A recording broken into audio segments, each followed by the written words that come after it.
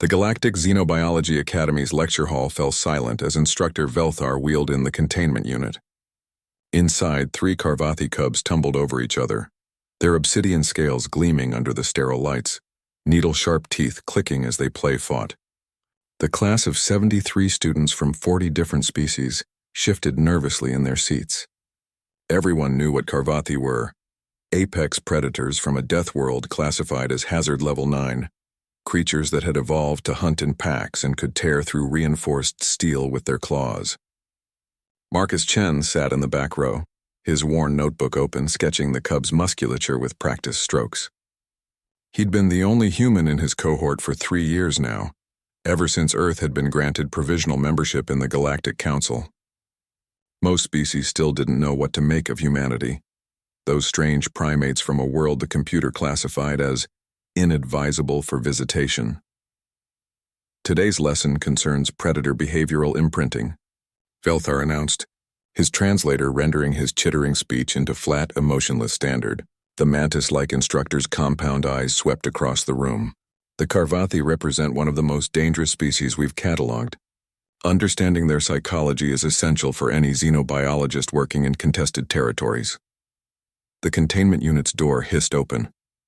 What happened next would be discussed in academy halls for decades. The cubs didn't charge. They didn't snarl or display aggression. Instead, all 3 froze, their sensory fronds extending as they scanned the room.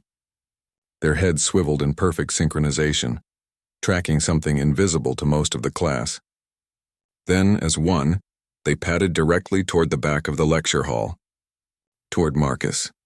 Velthar's assistant, a gelatinous Kaleth, let out a warning burble and reached for the neural pacifiers. Several students nearest the aisle scrambled away, their chairs scraping loudly against the floor. A Centaurian cadet activated her personal shield with a crackling hum. Marcus looked up from his notebook, pencil still in hand. The largest cub reached him first, sitting down directly beside his chair with a heavy thump that shook the floor. The other 2 flanked him on either side, their powerful tails curling around the legs of his seat. They gazed up at him with eyes like molten amber, their forked tongues tasting the air. The largest made a sound, not a growl, but a rumbling purr that resonated through the floor panels. The lecture hall erupted in chaos. Velthar scrambled forward, his legs clicking frantically. "Chen, don't move!" They're displaying pre-hunt behavior. "No, sir," Marcus said calmly, reaching down to scratch behind the largest cub's auditory ridge. The creature leaned into his touch, the purring intensifying. "They're not hunting. They're bonding." "Impossible," hissed a Saurian student from the front row. "Karvathi don't bond with prey species. They're obligate carnivores with no pack acceptance protocols outside their genetic lineage." Marcus smiled slightly, continuing to pet the cub. Its siblings pressed closer, competing for his attention. "That's where you're wrong. They don't see me as prey." "Then what?" Velthar began, but his words trailed off as his datapad chimed urgently. His eyes widened as he read the biometric analysis. "By the founders," he whispered.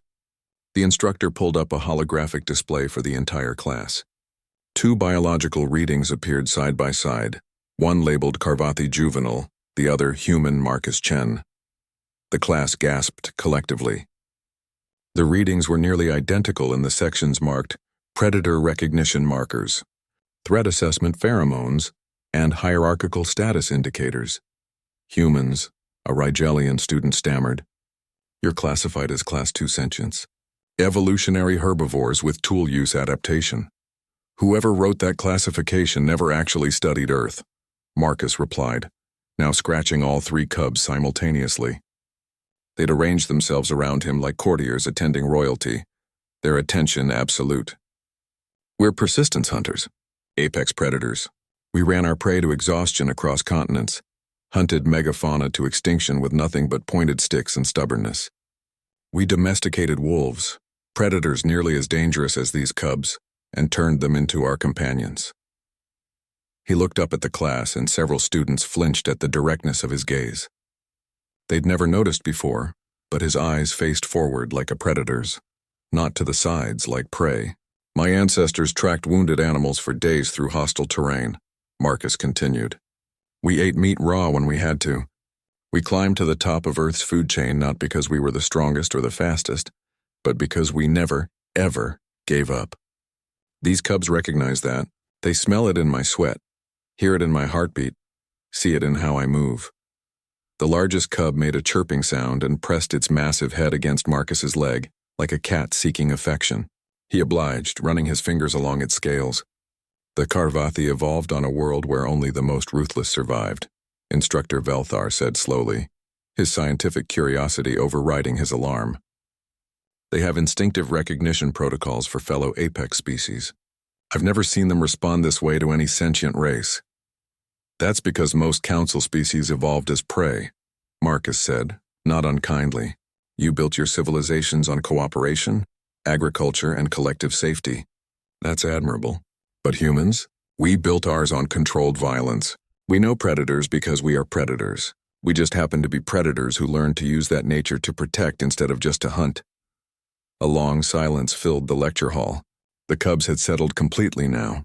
Their breathing synchronized with Marcus's, their bodies relaxed but alert. To anyone who understood predator behavior, the message was clear. They'd accepted him as pack.